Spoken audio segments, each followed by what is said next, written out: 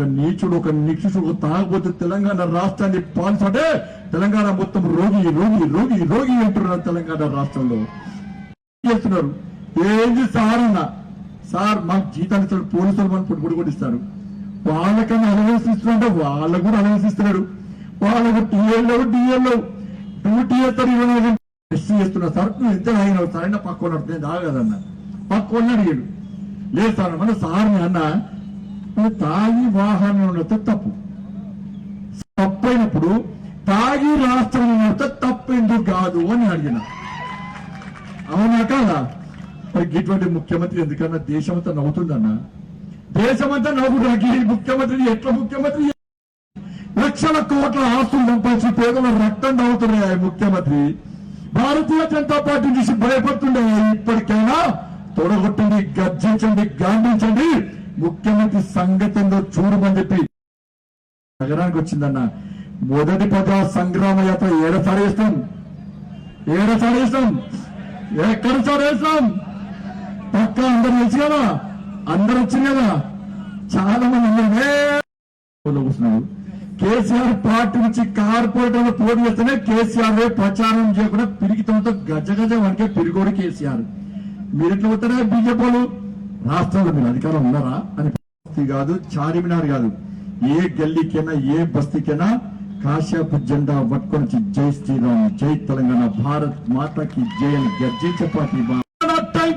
ఫలానా డేట్ కు ఫలానా ప్లేస్ లో నిన్ను చంపేస్తామని చెప్పి మా నాయకులను, మా కార్యకర్తలను నక్సలైట్లు వార్నింగ్ ఇస్తా కూడా ఏ నిలిచి భారీలో బుల్లెట్ దిగినా కూడా భారతీయ జనతా పార్టీ కార్యకర్త దుబాయ్కో మస్కట్కో వ్యాపారం చేయలేదన్నా.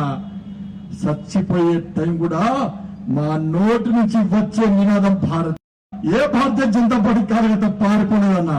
అట్లాంటిది పాత బస్తీ మాట, చార్మినార్ గారు, పాత బస్తీ భాగ్యలక్ష్మి దేవాలయం, పవర్ఫుల్ టెంపుల్.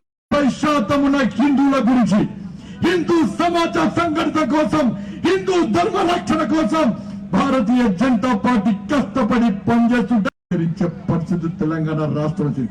సిగ్గుండాల రాష్ట్ర ముఖ్యమంత్రికి 15 నిమిషాలు సమయం ఇస్తే నరికి చంపుతున్నామా? అందరినీ భరిద్దామా అన్నాడా లేదా? చూసినా లేదా?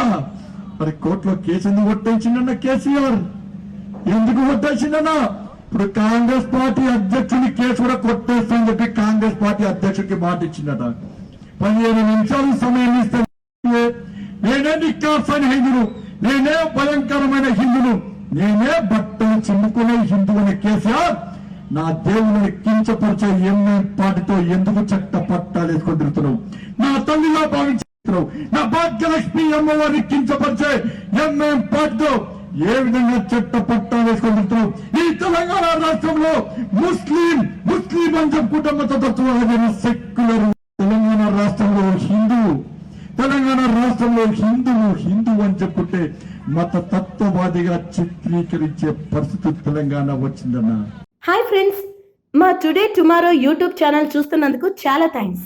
మరిన్ని లేటెస్ట్ వీడియోస్ కోసం వెంటనే సబ్స్క్రైబ్ చేయండి. అలాగే ఈ బెల్ ని కూడా రింగ్ చేసేయండి.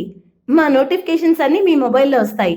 అలాగే మా వీడియోస్ మీకు నచ్చితే లైక్ చేయండి, షేర్ చేయండి, నచ్చకపోతే కామెంట్ చేయండి.